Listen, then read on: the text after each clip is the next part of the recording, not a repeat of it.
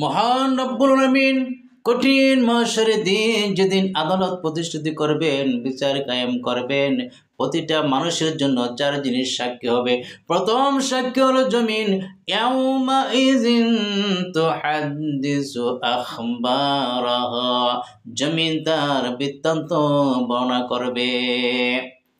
জমির মধ্যে মানুষ যা কিছু গুনাহ করেছে, অপরাধ করেছে, জমিন প্রকাশ করে দেবে। শুধু তাই না, যত মৃত দাপন হয়ে আছে, স্বর্ণ মুদ্রা লুকায়িত আছে, জমিন সেদিন সব কিছু বের করে দেবে। দুই নম্বর সাক্ষী হলো কিরামান কাতিবিন, সম্মানিত দুই লেখক ফেরেশতা।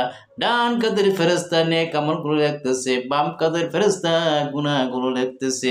শুধু তাই না, সব কিছু ভিডিও করতেছে। কঠিন মাহশরের দিন রব্বুল আলামিনের আদালতে সব কিছু পেশ করা হবে।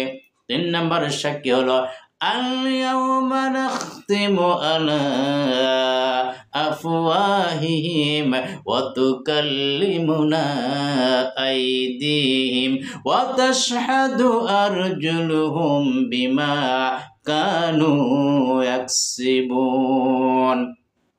মানুষের মুখের মাধ্যমে মোহর মেরে দিবে, জবানটুকু বন্ধ করে দিবে, কথা বলতে পারবে না। ওয়াতুকাল্লিমুনা আইদিহিম, এ হাত মহান রবের সাথে কথা বলবে। ওয়াতাশহাদু আরজুলুহুম বিমা কানু ইয়াকসিবুন, তার পা তার কৃতকর্মের সাক্ষী দিবে। এই চোখ সাক্ষী দিবে আল্লাহ চোখ দিয়ে হারাম জিনিস দেখেছে, কান সাক্ষী দিবে আল্লাহ গান বাজনা শুনেছে, হারাম জিনিস শুনেছে। হাত সাক্ষী দিবে হাত দিয়ে অপরকে পার করেছে, অপরে মাল লুটে খেয়েছে। পা সাক্ষী দিবে পা ধোয়া হেঁটে গিয়েছে। এমনি ভাবে পুরা বডিটা, পুরা দেহটা আপনার আমার বিরুদ্ধে সাক্ষী দিবে মহান রবের আদালতে। সমস্ত দেহটা আমার আপনার বিরুদ্ধে হয়ে যাবে। সেদিন আপন বলতে কিছুই থাকবে না। চার নম্বর সাক্ষী হলো ওয়াকাফা বিল্লাহি শাহিদা, সাক্ষীর জন্য মহান রব্বুল আলামিন যথেষ্ট। আল্লাহ রব্বুল আলামিন এমনি ভাবে যখন বিচার কায়েম করবেন, আদালত শুরু করে দিবেন, মানুষ পেরেশান হয়ে যাবে, মুক্তির কোনো পথ খুঁজে পাবে না। জনাবে মুহাম্মদ রাসূলুল্লাহ সাল্লাল্লাহু আলাইহি ওয়াসাল্লাম উম্মতের অবস্থা দেখে, দুর্গতি দেখে সেজদায় পড়ে যাবেন, আরশের নিচে কান্না করতে শুরু করবেন। ইয়া উম্মতি বলে যখন কান্না করতে শুরু করবেন, মহান রব্বুল আলামিন ডাক দিয়ে বলবে, হে আমার বন্ধু, আজকে কাদার দিন না। দুনিয়াতে অনেক কাদাইছি, তায়েফের প্রান্তরে, ওহদের প্রান্তরে দান্দার মোবারক শহীদ করে দিয়েছ দ্বীনের জন্য, ইসলামের জন্য, সে উম্মতের জন্য।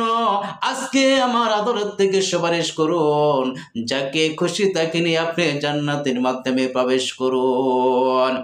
আল্লাহ রাব্বুল আলামিন তিনার বন্ধুকে পাওয়ার দিবে, ক্ষমতা দেওয়া হবে। যখন রাসূল সাল্লাল্লাহু আলাইহি ওয়াসাল্লাম সুপারিশ করতে থাকবেন, কিন্তু যারা ওই নবীর তরিক মতো চলেছে, আল্লাহর হুকুম দুনিয়াতে মেনেছে, তারা সেই নবীর সুপারিশ পাবে, আল্লাহর আদালত থেকে তারাই মুক্তি পাবে। আসুন আজ থেকে আমরা সবাই সেই নবীর তরিকা চলি, আল্লাহর হুকুমগুলো মেনে চলি। আল্লাহ পাক সবাইকে মুক্তির ফয়সালা করে দেয়, সবাইকে আল্লাহ পাক জান্নাত নসিব করুক। ওয়া মা আলাইনা ইল্লাল বালাগ।